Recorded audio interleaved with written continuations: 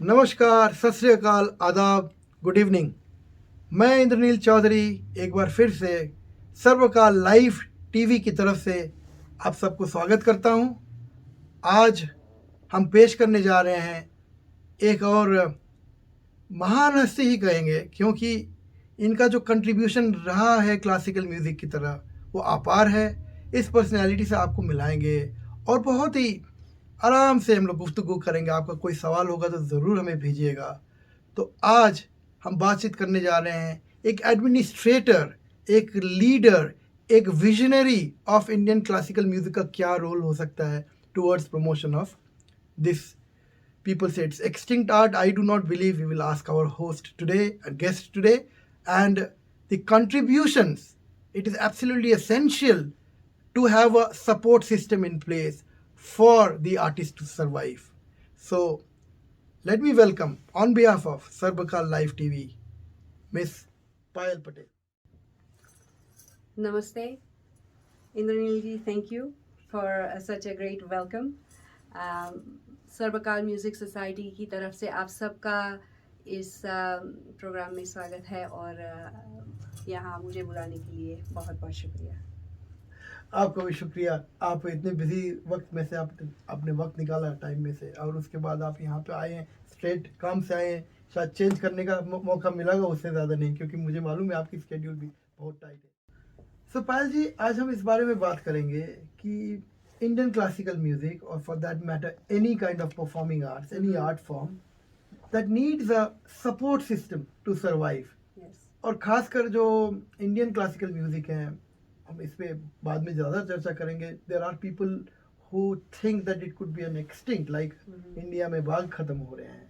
तो Indian classical music को तो और ज़्यादा सपोर्ट सिस्टम चाहिए। तो इसमें आपका, या तो पर्सन लाइक यू, उनका क्या रोल है, कैसे आप मोटिवेट करेंगे बाकी लोगों को भी सपोर्ट करने में, इस पे हम डिस्कशन करेंगे। लेकिन धीरे धीरे बढ़ते हैं। सबसे पहले हमारे जो दर्शक हैं, जो हमारे श्रोता हैं, वो जानना चाहेंगे little bit more about Payal Patel.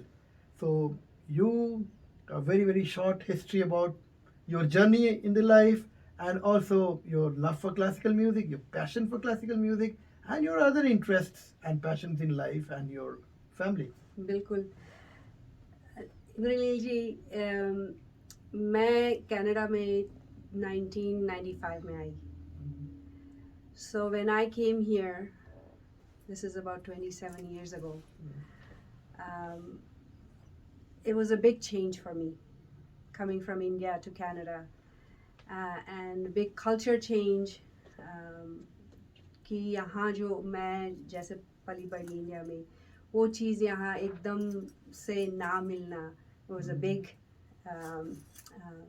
difference. True. But I was young at that time, and I was married. I get married and then came to Canada. I didn't have children at that time. But as life went on, I learned how to speak English and communicate in English. मेरा जन्म और मैं पली बड़ी गुजरात में, तो मेरी पढ़ाई भी गुजराती में हुई। तो यहाँ आके एक चैलेंज था कि इंग्लिश को सीखना था प्रॉपर तरीके से। हाँ, आप कुछ इंग्लिश ऐसे जानते हैं तो इजी हो जाता है, पर टू कन्वर्स, बात करने में, it's not easy. So I used to listen to people talk around me, or watching TV shows in English, which I was not used to. And then I used to think, wow, these guys speak English so fast, and I'm not even able to understand what they're saying. और फिर ऐसे ऐसे करके motivation बढ़ता गया कि नहीं, one day I want to speak English just like that. So when I came to Canada, my in-laws, they had a family business in travel, and they had multiple other ventures.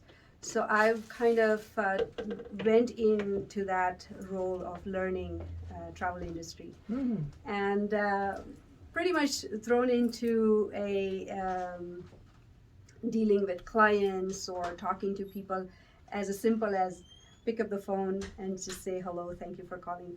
ऐसे करके English बोलना Oh, सीख गए Mhm. और Canadian English में कैसे conversation करना है वो ऐसे ही लोगों से बातें करते करते सीख गए. Mhm. And then when me and my husband, when we had children, Mhm. is when I really realized that, you know, our culture, yes, I learned that culture growing up, and we take it as granted क्योंकि हमारे surrounding में है तो ऐसे लगता है कि यही लाइफ है, इसको कुछ एक्स्ट्रा करने का, एक्स्ट्रा इतना करने की ज़रूरत नहीं है कि सीखने का. पर जब आप कनाडा में आते हो तब उसके मायने समझ में आता है कि नहीं, ये कितनी इम्पोर्टेंट चीज़ है कि अगर इसको पास ऑन नहीं करेंगे तो definitely it will fade in western country. India में तो है ही ये चीज़. So when I had children, I always felt that, okay, around me there are no you know, schools available for my children to learn music or language, or, you know, take them to culture activities. And there were temples here in Calgary, so it was on the weekend, if you wanted to go and see your community people, you do that. But when I felt that I want that for my children, to give that culture to my children, I felt that no, something needs to be done, and I wanted to be involved in their learning. So जब मेरा बेटा 7 साल का था, अभी तो वो 19 साल का है, और मेरी बेटी अभी 16 साल की है, और छोटा बेटा है 14 साल का. तो जब मेरा बड़ा बेटा 7 साल का था तो उसने मेरे को, मैंने जब उसको पूछा कि what music instrument do you want to learn, and it was a trick thing for him, because I didn't ask him if he wanted to learn music. You just said that, what do you want to learn? What instrument do you want to learn? So he thought, okay, if I want to get out of not learning music, maybe I'll pick an instrument that mom will not be able to find classes for. So he picked tabla. And before picking tabla, I had already taken him to piano class, which he showed a bit of interest, but not that much. So I said, okay, maybe I need to give him option to see what he enjoys doing. So when he said tabla, I thought, wow, this is blessing to me. My child who's born here in Canada wants to learn Indian instrument.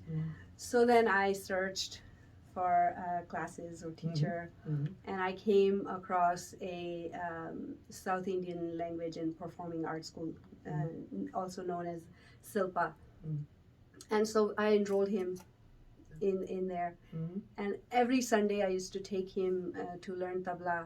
And then I found out that they also teach Gujarati.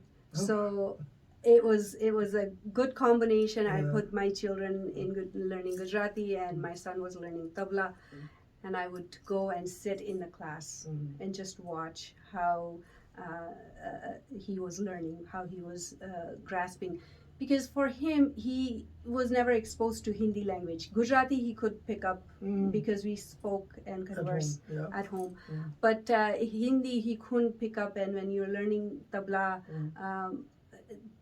the sound of the bowl and the words on tabla beats is very important. So I thought, if I sit and just listen to what teacher is teaching him, and I have, if a practice that needs to be done at home, I can help him. So that's how I got involved in classical music more. Is a selfish reason you call it, but to pass on this tradition and this culture to my children. I think many stories are similar. I can relate my story with it. You know, we were here when my son, only son, he was a toddler then, and I wanted him to learn. So I put him in tabla, and the same school also had the language thing, similar thing. And I saw I bought him a small keyboard, and then I saw that what even whatever songs we are playing on the record, he Mhm. can pick it up. I thought he has some Yes. God gifted thing. So I took him to some piano classes too. We didn't have a car. We had to take a train on a Sunday, coming and going, sit there because the Yes. classes will be over. You have to again return. Yes. So we tried. We have put some basics to him, and I think this is how quite a few families who Yes. are interested in music would do. So I have to ask you one more thing. Add here a question. Another flashback. We'll go a few years prior to that. Right. I would like to know a little bit more about when you were a school kid. So When- how you interacted with your parents, especially in terms of education and Yes. music. Yes. So there are families who would encourage their sons and daughters to have a balance between education and an extracurricular activities, and music also comes Yes. as a very important choice. So please let our audience know a bit about your school life. So my interest in art form, I think, was always there since I was little. Mhm. I was passionate about dancing. Mhm. As a true Gujarati, Navratri, Garba was, absolute my passion. So as I was growing up and Gujarat in small town of Bilimora, we used to have Navratri, happening right on the street. वो जो चौल या शेरी बोलते हैं ना गुजरात में, हम गुजराती में शेरी ना garba. Okay, so in Acha, I can understand. Small communities. Yeah, In so- Bengal, it's called pada. Small villages, and then exactly. Okay. So there's no elaboration of a hall or a big production or anything. वो चार तरफ वो क्या बोलते हैं, एक poles tent लगा type के दिए, है, tent पोल्स type लगा का दिए, तंबू, हाँ. टेंट भी नहीं है, पोल्स लगा दिए और फिर वो garland around the poles or garland above high above, and that's it. So then people know that this is the location where Garba is happening at night. Okay, and there is a road, so daytime the vehicles and people are passing by, no problem, and in the evening the whole atmosphere is different. Wow. And it was right across from our street. So music is loud and so many people coming from the whole neighborhood to play Garba, and there's that kind of energy that you feel it, and at least I felt it because I was very, as I said, I was passionate about dancing. So जब भी नवरात्रि आती थी तो आरती शुरू होने से पहले मैं वहाँ पहुँच जाती हूँ. जब आरती शुरू होती है फिर गरबा शुरू होता है 8 बजे से लेके ये पूरा कार्यक्रम सवेरे 3 बजे तक चलता है. तो every single night, 9 nights in a row from 8 p.m. till 3 a.m. I am dancing. Wow. Lots of energy for sure. और जैसे जैसे बड़े होते गए तभी क्या है कि people there is no तो live आपने orchestra. सीखा है फिर डांसिंग स्कूल लाइफ में? See, what happened is as I was young and very passionate about dancing, so my exposure to dance was Garba, and then as I was growing up, we used to take part in a Garba competition, and then when I was 10 years old, in our school they announced one day, the principal announced that we have a teacher who's come from Mumbai, and she is learned in Bharatnatyam, and she's going to start teaching Bharatnatyam in our school. So if any student who is interested, any girls, and I used to go to girls' school, so they were all girls there, and they said any girls who are interested in learning Bharatnatyam can stay back after classes and come and meet with the teacher and get more information. So if you're interested, and I was interested in dance always, and in our town there were no dance schools of classical dance school of any sort at that time. No Bharatnatyam or Kathak or anything. So this was, I think, the first time I had heard about it. And so when I thought that it's happening in my school only, it was going to be on weekends. So I thought, no, I am going to be taking part of this. So I was the first one to show up again and get all the information. I took it home to my mom and I said, Mom, this is happening and I want to learn. So can you enroll me? It was a straightforward, can you enroll me? I didn't even ask her permission, can I do it or not? And so mom knew that I love dancing, and they've always supported me doing garba and garba competition and navratri. So Which you learned on your own? I mean, there was which no, those are folk dances that you see people around And you can you pick it doing up all if the you time. really- You just pick it up and Okay. and go with it. So that's how I learned garba. But Bharatnatyam, obviously, you require proper learning from a guru, and that is how I was introduced.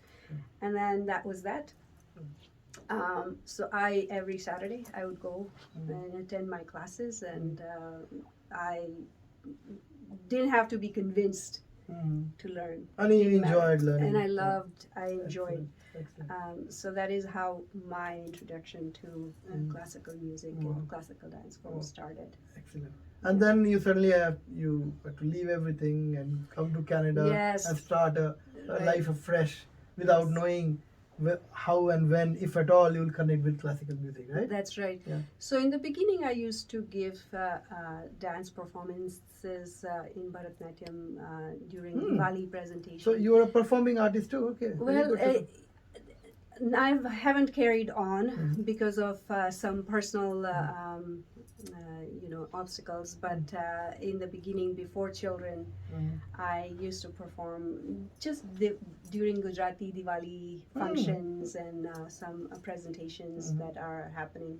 So that was something that I used to do, and I still remember some of the members from the community will say, "Oh, I remember when you used to dance." So it's quite interesting how a classical dance form has that impact on people, that when they watch, they see. It doesn't. They take that away with them for life. Right. So for how many years there was a gap probably after you moved to Canada, and then you reconnected with music or classical music? So when I had children is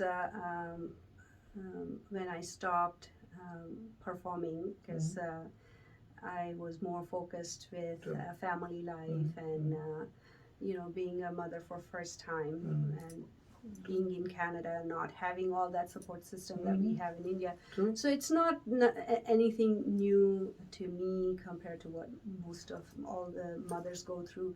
But just I wanted to be more dedicated to my family life. Well said. And so that was a gap of, I want to say, a long gap. So maybe 10 to 12 years. Wow. Yeah. True. 10 to 12 years I was more focused with children and then helping them more, learn their art form and passion in their life of what they wanted to do.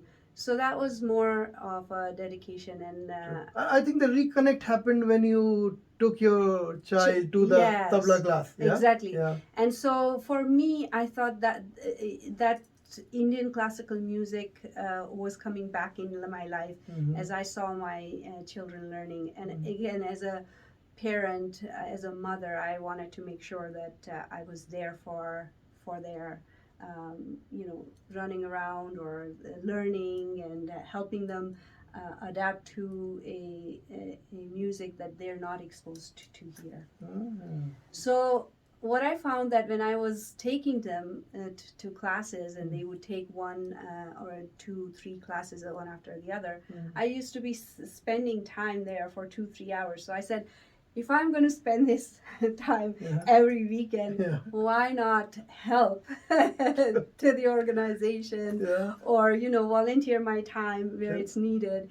And my daughter, I introduced her when she was 5 years old. So there's a 3-year age difference between my oldest and my youngest. So when she was 5, year later, I introduced her to Bharatnatyam, which was also taught there.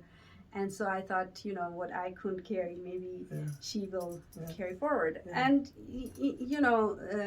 everybody has their own passion. So Yeah. I didn't know what she What is wanted going to pursue. click? Yeah. So I said, no harm in at least introducing to give her the option to see if she will continue doing dancing. But little did I know, dance was not her thing. She's more Instrument. inclined to music instrument. Wow, Yeah. very good. So What kind of instrument she plays? she plays multiple instruments. Multiple.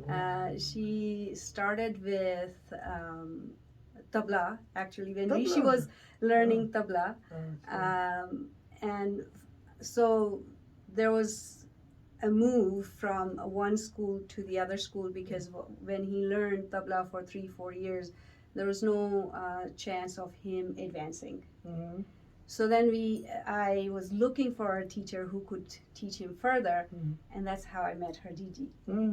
I see. So I knew her Didi was teaching a tabla class in South, very close to my home, at Kartikaji's place, whose interview actually I just did last week. Oh. And so that's how I was introduced to Kartikaji, because her Didi used to teach tabla there, and I would take my son, and then later on ended up having those classes started at my house.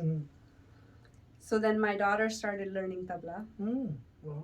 from her Gigi, and because she was into music, I think that she just wanted to more explore what kind of instrument she would like. So she was first introduced to tabla, and then later on I introduced her to Hindustani vocal. Vocal too. Wow. Yes, Very good. which was also conducted the classes The here workshops were conducted. under Academy of Indian Classical Music.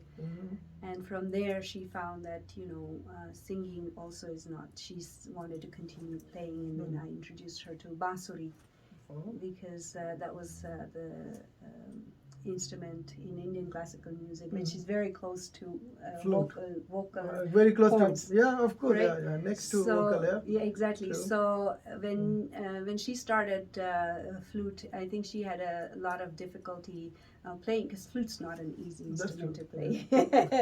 You could just blow in it and it will make sound, but to produce music, it's not easy. So anyhow, that's how she started her flute, and then she was learning metal flute in school.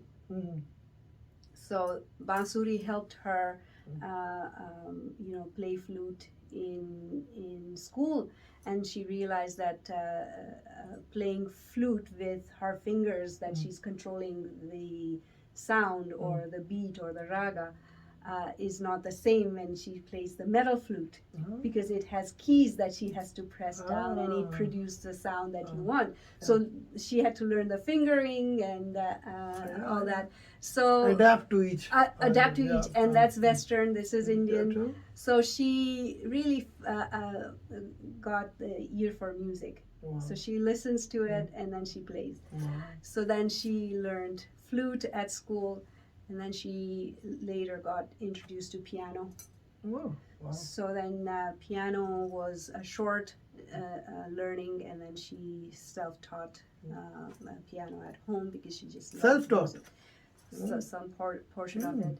Extremely talented, yeah. And then she wanted to play string instruments, so she picked up guitar, also self-taught at home, because she can hear the notes, and she can figure out what key to play by listening. So that's how she can play few instruments like that. Wow, excellent. And I think growing up in Western countries, they feel they want to be connected to where they're growing up, because they listen to the Western music around them all the time. And because of our culture and our background that was introduced to our children, they appreciate that as well. So they got best of both the worlds. Yeah. Yes. Wow. Very good to know. Yeah. So it's a challenge, but I think because of my passion in music, you were able to pass on. I and, was able to continue. It's like an Olympic torch. It keeps on. That's very good. Very good to know. Now, let me know the audience as well. Let them know about how and when you got connected with Sarbakal. You gave us a little bit of glimpse of those tabla Yes, classes, yes. but how it actually happened. So जब हरजीत जी हमारे घर पे तबला सिखाते थे, मेरे तीनों बच्चों उस वक्त तबला सीखते थे और फिर और 2-3 बच्चे आते थे और तबला क्लास चलती थी और जब भी तबला क्लास चलती थी मैं वहाँ बैठ के सुनती थी क्योंकि I always took active part in how they were playing. Which year was it around? This was in 2012. Oh. I think it just around September, October 2012 when Harjeet ji used to come to our house to teach tabla. So 2012 when we were connected. And so after the classes, Harjeet ji knew that I was sitting there and watching kids play. And sometimes what happens is, as I said, language is a barrier. Yeah. Okay, so जब teacher उनके साथ हिंदी में बात करते हैं और explain करते हैं तो they don't necessarily understand or pick up कि क्या हो रहा है, तो फिर there is learning difficulty कि हाँ ये बोल रहे हैं तो ये करना है, तो sometimes I would explain to them in English that this is what this word means or what, so they can learn better. True. So I would always sit and watch and Harjeet ji भी देखते थे कि हाँ mummy interest ले रही है बच्चों के लर्निंग में. तो जब क्लास फिनिश हो जाते थे तब हम बातें करते थे. After the class, Harjeet ji would tell me about Indian classical music और क्या हो रहा है, और तब तो वो सर्बकाल म्यूजिक सोसाइटी बनी नहीं थी. वो सर्बकाल म्यूजिक स्कूल चलाते थे एज ए प्राइवेट स्कूल की तबला सिखाते हैं सर्बकाल म्यूजिक स्कूल में. तो ऐसे ही बातचीत होती थी कि इसको क्यों लिमिटेड करना है, right, this can expand. As I said there was a bit of selfishness in a mother that wanted to give more to her children, and so then I thought, expanding to more opportunities or make it open to more students. इसको कैसे करें, क्या करें. और हरजी जी तो आपको पता है कि he is connected with so many families and so many people here in Calgary. अभी तो बहुत बड़ा परिवार हो गया है सर्बकाल म्यूजिक सोसाइटी का, पर उस वक्त भी उनके साथ इतने लोग जुड़े होते थे, तो जहाँ भी वो जाते थे म्यूजिक की बातें करते थे और जिससे भी बातें करते थे अलग अलग आइडियाज, अलग अलग क्या है कि सजेशंस उनको मिलते थे कि नहीं ये चीज़ होनी चाहिए, और वो सब सारे कैलगरी में जो फैमिली थे उनकी तरफ से ये सजेशंस आते थे. तो then that means there was a need. उससे पता चला कि नहीं, इतने सारे फैमिलीज हैं जो इंडियन क्लासिकल म्यूजिक को आगे अपने बच्चों को देना चाहते हैं और they are looking for some good school where they can bring their children. They're looking for a good platform where they can learn further. So ऐसे करते करते फिर 2014 में सोसाइटी बनी. और मैंने तो जैसे आपको बताया पहले कि शिल्पा में मैं जुड़ी हुई थी बच्चों के साथ बिफोर सर्बकाल के साथ, तो वहाँ पे भी मैं वॉलंटियर करती थी. अच्छा, अभी आपने शिल्पा का, ओके. हाँ, सो वहाँ वॉलंटियर करने की वजह से मेरी थोड़ी रिस्ट्रिक्शन हो गई थी कि how much time I can give in every direction. So then I said to Harji ji कि अभी 1 साल और मेरे को दे दीजिए, फिर I will commit to Sarbakaltvcentre Music Society. So officially मैं as a general secretary Sarbakaltvcentre Music Society में 2015 में आई. I see. पर ये सब बातें हम 2012 से कर रहे थे, चल रही थी. और उस वक्त ये सब बातें थी, सोच थी कि ये हो सकता है, ये हो सकता है, पर कभी किया नहीं था कि कैसे इसको करना है. तो there was a lot of क्या बोलते हैं कि डिस्कवरिंग ऑन आवर पार्ट भी था कि इसको हमारी सोसाइटी में, हमारी कम्युनिटी में किस तरह इसको एस्टैब्लिश कर, और अभी भी ये बात चलती है क्योंकि ये तो सिर्फ शुरुआत है।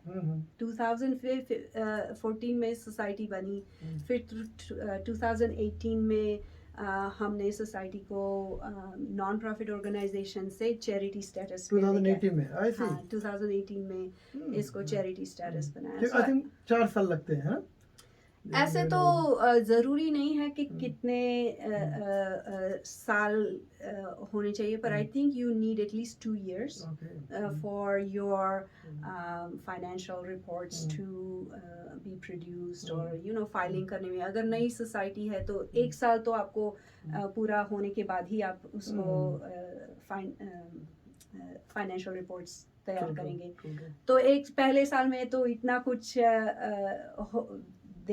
होता नहीं है, नया सोसाइटी है तो सो 1-2 साल के बाद it's better to you know go for the status as a charity. कभी कई ऐसे भी होता है कि आप चैरिटी पहले ही बना दो, from the beginning you can do the charity because your work is in such, but then you have to be in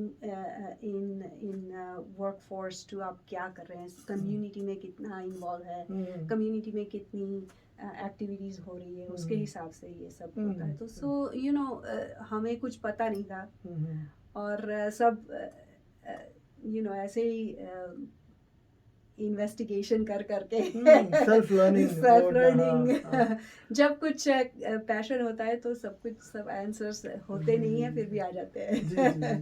at this point audience को मैं ये बताना चाहूँगा कि जो पायल जी हैं, she wears many hats, we will explore one by one, but she is also in the board, she is the general secretary of Sarbkal music, और उनके एक्सपीरियंस से ही हम चाहते हैं कि बाकी लोग भी यू नो इसमें से प्रोत्साहित हों, तो we will carry on with the same discussion, but I wanted to add कि she is one of the pillars of Sarbkal music to say the least, and under the great leadership of Harjeet Singh ji, and she is contributing to the best of her ability, and that is helping the entire community. Okay, we'll carry on with this discussion. तो आपने थोड़ा सी history बताया 2014 से 2018, सो 2018 से 2021 बताइए थोड़ा बहुत, उसके बाद फिर हम वापस जाएंगे a few other challenges की तरफ, और इसके साथ ये भी बताइए कि जो विजन है आपकी सर्बकाल के बारे में इनसे अबाउट 20 years टाइम, तो वो क्या है? तो फर्स्ट पॉइंट 2018 से 2021, keeping in mind of course एक साल कुछ नहीं हुआ because of pandemic, yes, और then what is your vision? Actually 2018 में जब चैरिटी स्टेटस मिला तो काम हमारा इससे भी ज़्यादा हो गया, क्योंकि जब आपको चैरिटी स्टेटस मिला है तो आपकी डेफिनेशन बन जाती है कि ये चीज़ आप कर रहे हो कम्युनिटी के लिए, तो उसको मेंटेन करने के लिए फिर ऐसा नहीं होता है कि अच्छा ये हुआ तो सही है, नहीं हुआ तो कोई नहीं, इसको फिर आपको मेंटेन करना होता है। तो as a charity organisation we have responsibilities on doing the work that we said in our bylaws or in our commitment that this is what we are doing for our community. So you know वो तो हमें पता ही था कि ये करना ही है पर अभी ऑफिशियल हो गया तो उसको you know प्रोफेशनल वे या फिर इन अ वे कैसे करें कि ये काम कंटिन्यू रहे, हमारे बाद भी इसको कंटिन्यू होना है, तो इसको एक सिस्टम बनाना है कि इसको एक इस तरह का फॉर्मेशन हो कि कोई भी हमारे साथ जुड़े तो उनको इजी हो जाए कि इस कला को हम फोकस में रख के ये काम कैसे कर सकते हैं। तो बस यही चैरिटी 2018 में हुआ, तो 1 साल फिर हमको तो ये चेंज नॉन प्रॉफिट ऑर्गेनाइजेशन में से चैरिटी में करने में 1 साल तो लॉजिस्टिक सब करने में हो गया, और फिर पेंडेमिक आ गया। सो नॉट लॉट ऑफ वो बोलते हैं ना कि जो लाइव प्रेजेंटेशन और इवेंट्स जो होते थे वो कम हो गए। हम्म, पर कोविड की वजह से एक चीज़ बहुत अच्छी हो गई कि we could communicate digitally with our audience, new avenues open, yeah. and it made the world even more smaller. Very well said. Wow. कि अभी आर्टिस्ट को जितना टाइम होता था ट्रैवल करने में to go around the world, वो सब कम हो गया। एक्सपेंसेस भी इतने सभी के हमारी सोसाइटी के तो कम हो ही गए, क्योंकि इवेंट ऑर्गेनाइज करने में, आर्टिस्ट को बुलाने में, उनकी देखभाल करने में, ये सब में बहुत एफर्ट्स होते हैं, फाइनेंशियल कंस्ट्रेंट्स भी होते हैं। तो ये सब थोड़ा इजी हो गया, और फिर हमें ये भी टाइम मिला कि नहीं, इसको स्ट्रक्चर कैसे अच्छे से कर सकते हैं। और जब डिजिटली कनेक्ट हुए तो दुनिया में से कितनी अलग अलग कंट्री से हमारे साथ कोऑर्डिनेटर्स जुड़ने लगे, और भी सिस्टम अच्छा होने लगा। तो आई थिंक कि ये जो हरजीत जी का विजन जो वो लेके चले थे, वो कितने सालों से, आई थिंक जब से वो तबला सीख रहे हैं तब से उनके दिमाग में ये विजन है कि नहीं, इस चीज़ को तो बरकरार रखना है, आगे लेके जाना ही है। तो उनके विजन में हम सब जुड़ गए, और ये विजन सबके लिए हो गया। और जो लोग जुड़े हैं ना, वो सब यही चाहते थे कि ये चीज़ किसी तरह हम सबको मिले। मेरी ये चाहती कि ये चीज़ मेरे बच्चों को मिले, और पेरेंट्स जो जुड़े उनको भी सेम मोटिवेशन था कि नहीं, इससे हमारे बच्चों को भी कुछ मिलेगा। और जब आप अपने बच्चों में इन्वेस्टेड होते हो, then there is no stopping. Wow, very well said, very well said. There is no stopping True. you. And तो इसमें जो मेन एक्टिविटीज है, इसमें एक तो टीचिंग पार्ट हो गई, और एक परफॉर्मिंग आर्ट्स, क्योंकि मैं सर्वकाल का जो कुछ कॉन्फ्रेंसेस अटेंड किया हूँ 2 और 3 डेज के जो होते हैं, that is fantastic, once in a year होता है। इस 2020 में पैंडेमिक की वजह से नहीं हो पाया, अदरवाइज एवरी ईयर होता है। तो एक हो गया टीचिंग वर्कशॉप, और दूसरा हो गया परफॉर्मिंग आर्ट्स। राइट। और कुछ इसमें ऐड करना चाहते हैं कि यही दोनों मेजर स्ट्रीम्स हैं? See, promoting Indian classical music can be done in many ways. Very good. Right. So performing is one. Bringing the teachers to teach the classes, that's one aspect. Bringing students to learn is one aspect. Giving your community the culture that is very rich and is being passed down from generation to generation is one aspect. So Indian classical music को एक चीज में तो आप बांध नहीं सकते, एक दो चीज ऐसी नहीं है कि उस तरह में सीमित है। तो जब ये सब आप करते हैं तो then there is no motivation of कि इसमें से मेरे को क्या मिलता है। It's just about giving. Wow, excellent, excellent. It's about giving. और इसमें से सबको कुछ ना कुछ अलग अलग तरीके से मिलता है। Very good. As an audience आपको सुनने में अच्छा लगता है, देखने में अच्छा लगता है, तो आपको ये चीज मिल गई।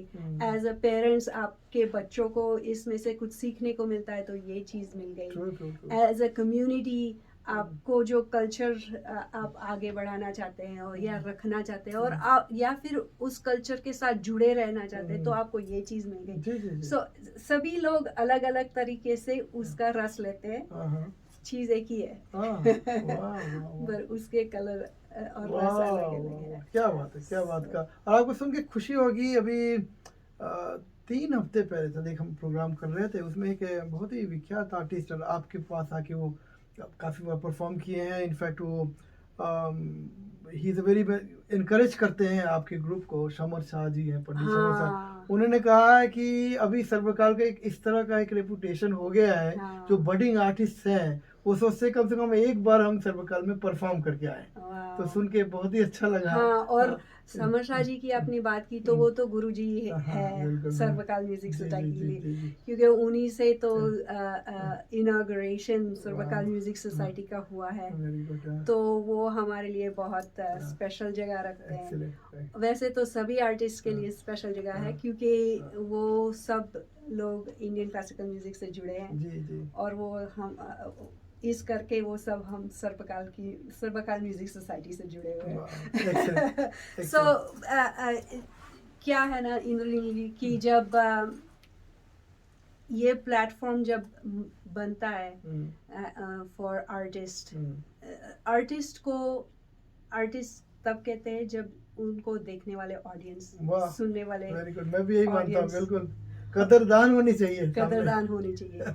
तो अगर वो नहीं है तो फिर आर्टिस्ट, हाँ, एक साधना है, कला है, जो खुद तो अंदर उनके पास है, करते ही हैं, पर वो भी चाहते हैं कि इस चीज को बांटे, और इस चीज को जितना देश दुनिया को या सुनने वाले को वो उतना दे। और आर्टिस्ट के लिए ये रोजी रोटी भी है। अगर ये इस चीज को वो लोग सीखते हैं, इतना टाइम देते हैं, इतनी मेहनत से रियाज करके इस चीज को, तो फिर इसमें से उनको भी कुछ absolutely. And there are times, मेरे पास कुछ एक बहुत सारे एग्जांपल, एक एग्जांपल लेना चाहूंगा जिसको कि हम मैनेजमेंट टर्म में बोलते हैं opportunity cost. Opportunity cost just दर्शकों के लिए सबको मालूम है, लेकिन अगर नहीं मालूम हो तो वो एक ऐसा होता है कि cost of benefit foregone. Suppose आपके पास $10 है, अब $10 में एक स्पेशल पेन भी खरीद सकते हैं, या आप मूवी भी जा सकते हैं। अगर आपने कहा नहीं ये पेन ही खरीदेंगे, तो उसके मतलब इसकी वजह से आपने उस मूवी को छोड़ दिया। तो दैट्स द अपॉर्चुनिटी कॉस्ट। तो इसका एक आपने इतना अच्छा एग्जांपल दिया, इसलिए मैं करना चाहता हूँ। इसमें एक आर्टिस्ट है जो कि यहाँ परफॉर्म किए हैं, उनको मैं बहुत यंग टाइम से ट्रैक कर रहा हूँ। His name is शुभज्योति Guha, tabla player जो है। yes, I've had privilege to meet with Very him. good, Yes. okay. Hopefully he will be also listening to it. तो हमारे हमारी एक्सटेंडेड फैमिली है, वो टोरंटो में आके हमारे साथ, वो उनकी वाइफ एक्सट्रीमली फैंटास्टिक डांसर है, कथक डांसर, उनसे भी मैं मिल चुकी हूँ। आलोक जी, हाँ। yes. तो शुभज्योति गुहा का एग्जांपल ही है, वो masters in I think mathematics है। तो एक लोग ऐसे भी बोलते हैं कि चूंकि it's all with numbers, so you are so good in numbers here, आप सम पे जब आते हैं, that shows you are a master in mathematics. तो आप सोचिए ऐसा एक talented person who could have been an academician or could have been in research, masters in mathematics, masters MSc degree holder है, from a very I think Jadavpur university of a very तो वो अपना एक फील्ड में जा सकते थे जो उनकी गारंटीड करियर हो सकता था, उसको ना करके वो क्लासिकल म्यूजिक में इतना बड़ा रिस्क लेना, risk has certainly paid of. तो वो बहुत बड़ी चैलेंजर, जैसे कि आपने कहा, इसमें से लोगों की रोजी रोटी भी है। तो इसको अगर एक कॉम्बिनेशन हो कि कदरदान हो, आप जैसे एडमिनिस्ट्रेटर हो, हर चीज जैसे विजनरी हो, और शुभज्योति गुहा उस तरह के आर्टिस्ट हो, और इवन सीनियर आर्टिस्ट लाइक पंडित समर शाह जी हो जो कि मोटिवेट करें, तब ये जाके पूरा ये जानते हैं। बस यही चीज है, इफेक्ट वेरी गुड। बस यही चीज है, क्योंकि ये चीज एक बंदा या एक व्यक्ति तो कर ही नहीं सकता है। आप म्यूजिक को ही ले लीजिए एग्जांपल में, म्यूजिक सीखने के लिए आप कितने गुरुओं के पास से ये ज्ञान मिलता है। हाँ, आपके एक गुरु जो हैं जो आपको सिखाते हैं, पर आप सुनते हैं भी कितने सारे अलग अलग आर्टिस्ट को, गुरुओं को, तो कितनी सारी चीजें कहीं कितनी सारी जगहों से मिलती है, तब जाके ये चीज निखर के आती है। तो ऑर्गेनाइजेशन में भी ऐसा ही है कि इतने सारे लोग अलग अलग टैलेंट के साथ जो है लोग हैं, वो जब मिलते हैं तो ये चीज कंप्लीट होती है, और without it can not be complete. और जैसे आपने सुना होगा कि women's day, international women's day 8 मार्च को था। 8 मार्च को था। तो तब हमने नारी शक्ति के ऊपर जो प्रेजेंटेशन शुरू किया, अभी भी वो सीरीज चल रही है, और 2-3 एपिसोड है जो हम हाईलाइट करेंगे। तो नारी शक्ति के ऊपर जो हमने हाईलाइट किया था, तो वही हम बताना चाहते थे कि नारी के कितने अलग अलग टैलेंट है और ये सारे अलग अलग टैलेंट एक साथ मिलके कितनी अच्छी चीज बना सकते हैं और कर सकते वेरी हैं। Very good. और बहुत मुझे इस बात की बहुत खुशी है कि अभी इसके पहले जो इंटरव्यू किए थे वो एक शाहाना बनर्जी जी हैं, सितारिस्ट हैं, बहुत कम इंस्ट्रूमेंटलिस्ट आप जानते हैं, स्ट्रिंग इंस्ट्रूमेंट जो कि वुमेन प्ले करते हैं। तो उन्होंने बड़ा सुंदर एक एग्जांपल दिया, आपके साथ इस एग्जांपल से काफी मैच कर रहा है।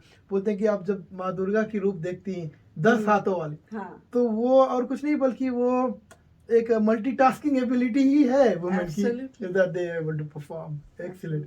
मैं एक छोटा सा क्वेश्चन करूंगा, ये ज्यादा इंटरेस्टिंग टॉपिक नहीं है, very quickly will touch upon is the government support. आपका जो ये ऑर्गेनाइजेशन चल रहा है, इसमें मेन फिनेंशियल सपोर्ट क्या है? For example donations and Alberta government या फिर फेडरल गवर्नमेंट आपको किस तरह से सपोर्ट करते हैं? एट द सेम टाइम आपकी क्या एडवाइस है या आपकी क्या कमेंट्स एंड फीडबैक है कि किस तरह से और इम्प्रूव किया जा सकता है? देखिए, जब सर्वकाल शुरू हुआ तब तो सिर्फ मेंबर्स जुड़े थे और हरजी जी का सबसे ज़्यादा फाइनेंशियल कंट्रीब्यूशन रहा है, क्योंकि इस आर्ट को जब आप प्रमोट करते हो ना, तो it takes lot of effort and financial support to make this happen. क्योंकि जब क्लासिकल की बात करते हैं ना, तो लोगों को इसका प्रचार हमें बहुत ज़्यादा करना पड़ता है। जैसे कि बॉलीवुड है, वो एकदम इजी है, सभी के घरों में बसा हुआ है, टीवी पे दिखता है। अभी तो सारे मोबाइल डिवाइसेस हो गए, सभी जगहों पे आपको ये चीज़ मिल जाती है और लोग इजीली इसको अवेलेबल है देखने के लिए। तो इसका प्रमोशन इतना नहीं करना पड़ता है, पर क्लासिकल म्यूजिक का इतना इट इज वेल सेड कि classical music is for the classes not for the masses. तो आपके पास छोटा ही नीश है जिसको आपको डेवलप करना है। And I want to just repeat the stats from Harjeet ji, आपके पास भी स्टैट्स होगा कि इस समय जब हम बात कर रहे हैं, आपके पास सर्वकाल के पास मोर देन 58,000 सब्सक्राइबर्स हैं। वो क्लासिकल म्यूजिक के लिए एक बड़ा ही अनमोल अनोखा बात है कि 58,000 plus subscribers, that is and always growing. और ये सब बातें तभी बनती है जब कोई इतना पैशनेटली डेडिकेटेडली जैसे हरजी जी कर रहे हैं। जी तो डेफिनेटली है, लेकिन टीम के बिना हो नहीं सकता है। And you are that important part of the jigsaw puzzle जो टीम को मजबूत बनाता है। See and everybody as I said कि सभी में कुछ अलग अलग चीजें छुपी हुई है। जो टैलेंट है वो हम जितना भी हम कर सकते हैं वो कंट्रीब्यूट करते हैं। इतना कुछ नहीं है कि सब इतना सारा किया है, पर जितना हो सकता है मैं तो coming back to the question about एक तो रेवेन्यू स्ट्रीम क्या है और provincial government and federal government की सपोर्ट क्या है और क्या होनी चाहिए? हाँ, बहुत अच्छा क्वेश्चन आपने पूछा है कि क्या है और क्या होनी चाहिए। तो फंडिंग इज अवेलेबल, ठीक है। जो कल्चर और आर्ट की सपोर्ट में आप जो चीज़ करते हैं, the funding is available. People don't have a proper information how to tap that funding, resource to how to tap that funding. And Canada में क्या है कि क्लासिकल म्यूजिक या फिर हमारी आर्ट्स और कल्चर को लेके बहुत कम इवेंट्स या ऑर्गेनाइजेशंस है जो ये चीज़ को इस तरह प्रमोट करते हैं कि कम्युनिटी की तरफ उसको पहुंचाया जाए। So for lack of that, it allows us to not tap into the funding that is available. And अगर आप देखें तो चाइनीज़ कल्चर है या फिर वेस्टर्न कल्चर है जो क्लासिकल म्यूज़िक के जुड़े हैं, वो सब इस फंडिंग के बारे में जानकारी रखते हैं और उनकी कल्चर को आगे बढ़ाने में ये सब चीज़ें करते भी हैं, हम्म, तो हम इतना कुछ नहीं जानते, because of their lot of you know obstacles, language barrier है, या फिर you know exposure to the right people. Community में अगर हमारी कम्युनिटी में काफ़ी सारा ये होता ना कि मेरे को क्या मिलेगा, इसको करने से मेरे को क्या मिलेगा, whereas other cultures and communities, you see, they are doing this for the sake of community, yeah, to giving back, very much a volunteer right? work, yeah. Volunteer work. So जब आप इतना करते हैं तो you know you have built that base that you are doing for your community. So it is available. You just have to reach out and look for it. And Sarvkal music society को पिछले 2 साल से केडा foundation जो है provincial, क्या full form क्या है, what does it do? It's full form ना भी याद हो, what does it do? It's a funding organisation, Kheda Kheda CADA, Kheda CADA, okay. Yes. I haven't heard, okay.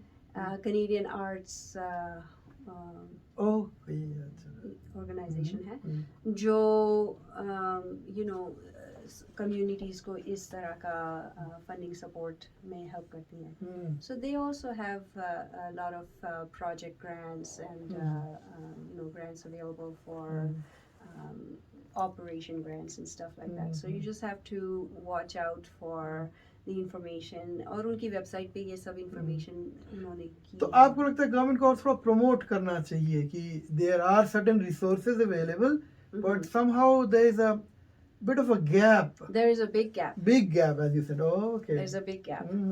Because as I said, जब पैसों की बात आती है, फंडिंग की बात आती है, there is always a bit of a you know controversy in what is it in for me.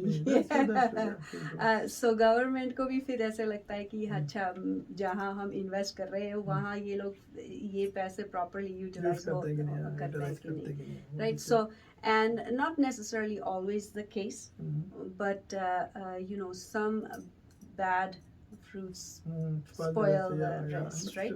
So I think that is the trend that needs to change. And the right people just have to reach out to the right you know organization. चलिए मैं वापस आता हूँ फिर से about you and the example you're setting. So मुझे बताइए glass ceiling, of course it is most of us know, but मैं ग्लास सीलिंग को थोड़ा सा डिफाइन करना चाहूँगा. ग्लास सीलिंग एक ऐसा इनविजिबल सा सीलिंग होता है, इसलिए उसको ग्लास सीलिंग बोलते हैं क्योंकि लगता है सीलिंग नहीं है, ऊपर आकाश दिख रहा है, लेकिन आप हाथ बढ़ाएंगे तो देखेंगे first right is glass ceiling.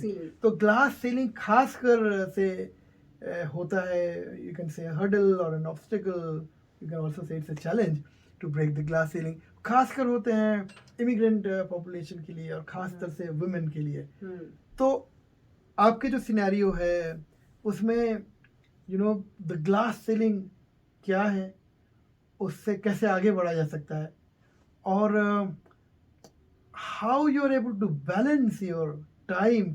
सबके पास 24 घंटे ही है, लेकिन you are a mother, you are you know great daughter in law, you are a wife, and you're a daughter of your parents, and you're also you're full time working and contributing so much to the art form. So how you balance your time, and how you think that glass ceiling exists and it needs to be broken, and then you can sum it up. It's a long question, but you will remember, and then you sum it up with women empowerment, especially that you know Women International Day has just gone, right, and we will conclude this particular question, right, as to the empowerment of women. Right.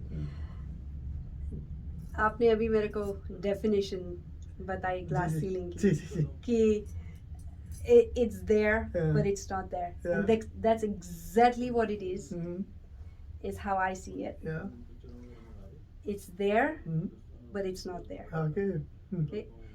आप जो भी life में काम करना चाहते हैं, जब आपने डिसाइड कर लिया कि ये करना है, तो there is no ceiling, there is no boundary.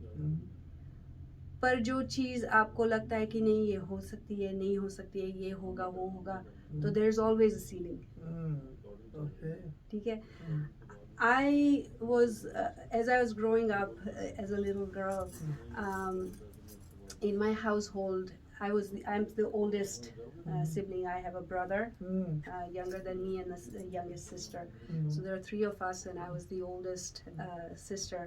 And so I never really felt that there, or never really noticed that you are a girl or you're a woman, you're a female, that you cannot do. As I mentioned earlier, कि गरबा भी जब होता है तो 3 बजे तक खेलते हैं और खेल के घर पे आते हैं। तो जब आपका जो मोटिवेशन है, आपका जो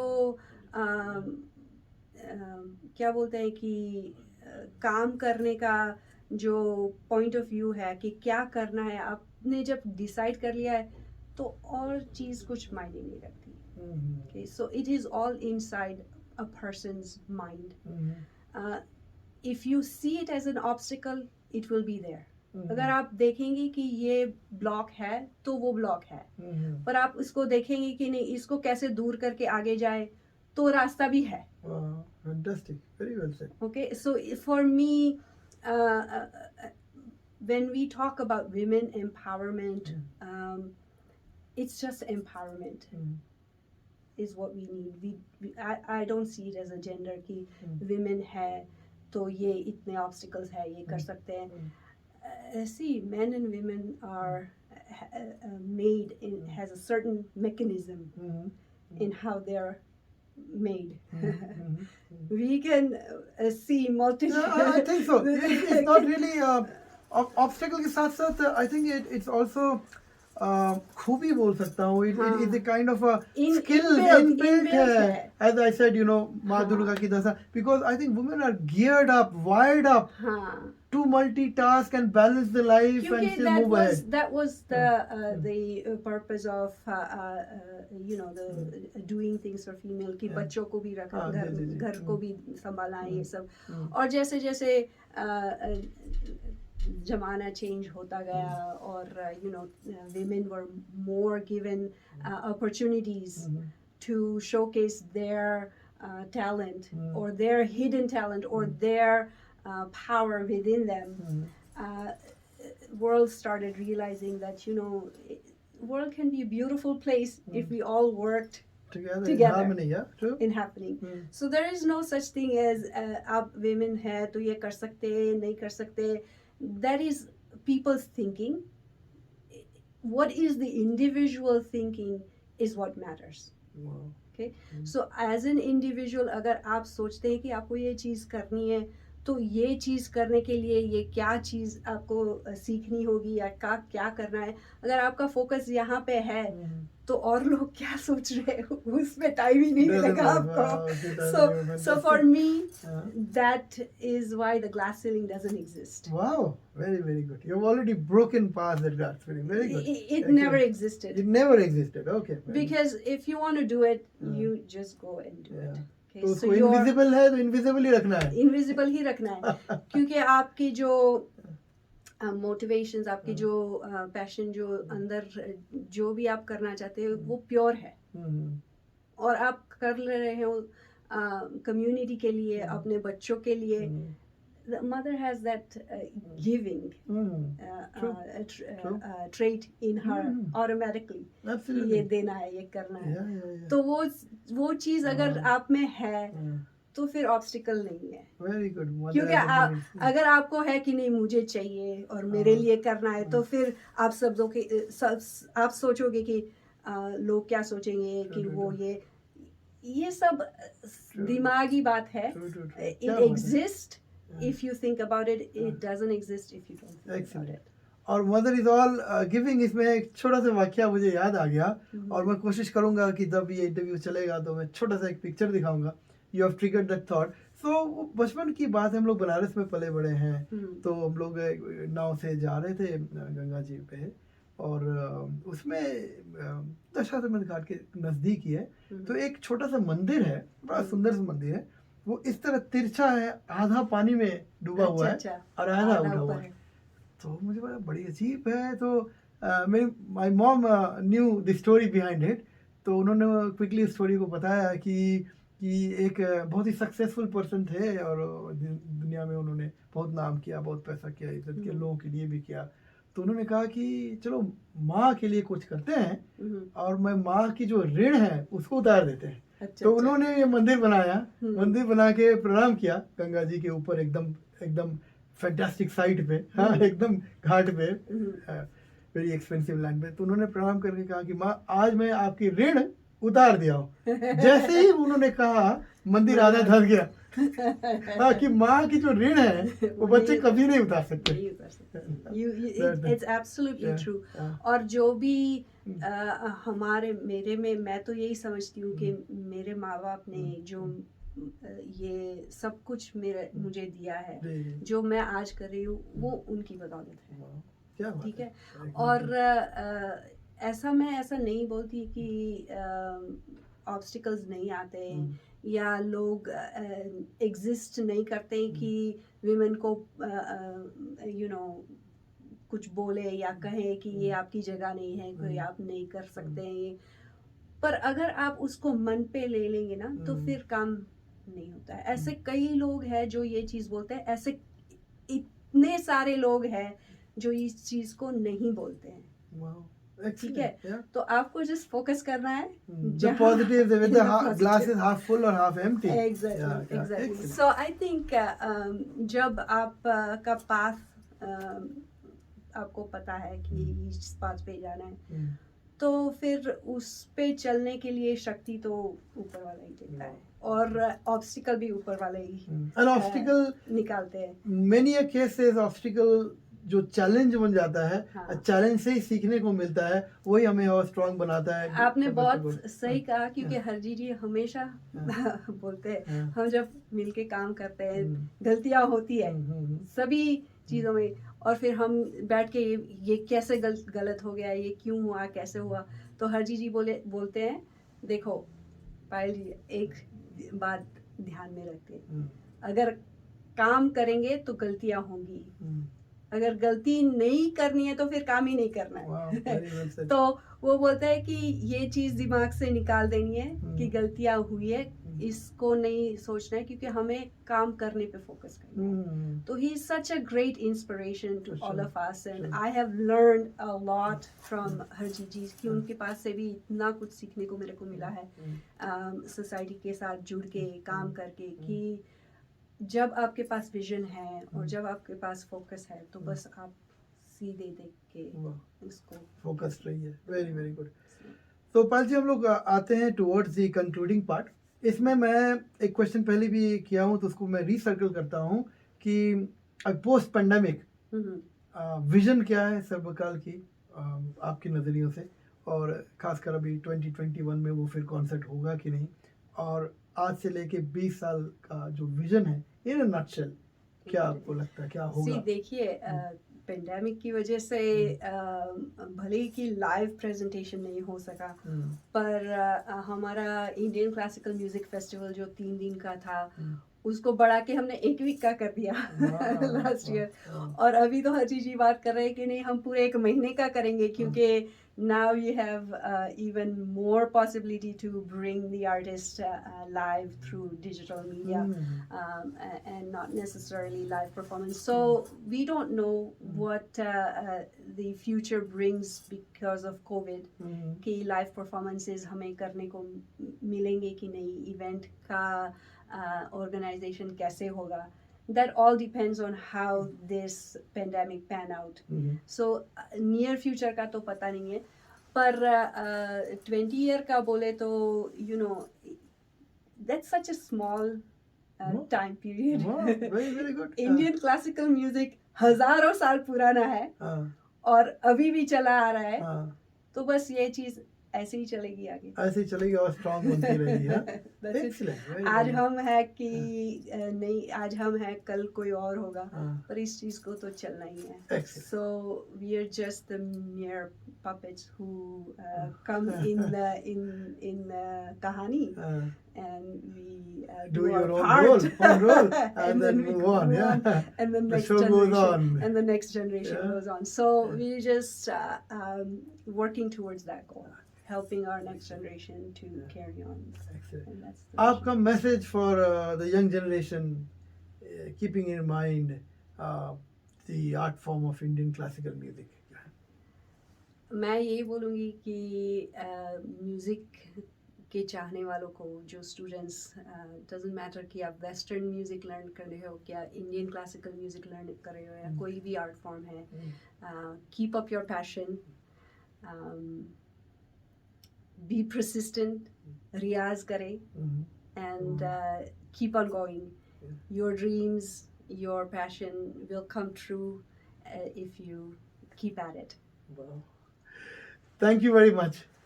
आप सुन रहे थे अभी पायल जी को। अब नाम में ही, जिनका नाम पायल है, उससे सोच सकते हैं कि उनके साथ आर्ट फॉर्म है। पायल से ही डांस, डांस से ही म्यूज़िक, और इनका कंट्रीब्यूशन जो है बहुत ही सिग्निफिकेंट रहा है और सिग्निफिकेंट ही रहेगा। और हम चाहेंगे कि ऐसे ही आप क्लासिकल म्यूज़िक की सेवा करते रहें और ऊपर वाले आपको आशीर्वाद करें कि और ज़्यादा से ज़्यादा आप क्लासिकल म्यूज़िक की सेवा कर सकें। बिल्कुल। Thank you. Thank you so much, Indranil ji, for having this conversation with me. You've sparked a lot of passion out from me today. और मैं हरजीत जी का भी बहुत बहुत शुक्रिया अदा करना चाहती हूँ कि उनकी विजन की वजह से हम ये सब काम कर रहे हैं, और सारे लोग जो सर्वकाल म्यूज़िक सोसाइटी के साथ जुड़े हैं, हमारी ऑडियंस है, हमारी टीम है, पूरे वर्ल्ड से जो जुड़ती है, उन सभी का बहुत बहुत शुक्रिया कि आप इंडियन क्लासिकल म्यूज़िक को अलाइव रखने में इतना बड़ा पार्ट ले रहे हैं और हमें मोटिवेट कर रहे हैं। So thank you everybody. मैं इंद्रनील चौधरी सर्वकाल टीवी की तरफ से, सर्वकाल लाइव टीवी की तरफ से आपको फिर से शुक्रिया करता हूँ, धन्यवाद करता हूँ, और एक और नए एपिसोड के लिए आप इंतज़ार करिए। मुलाकात होगी बहुत जल्दी। नमस्ते।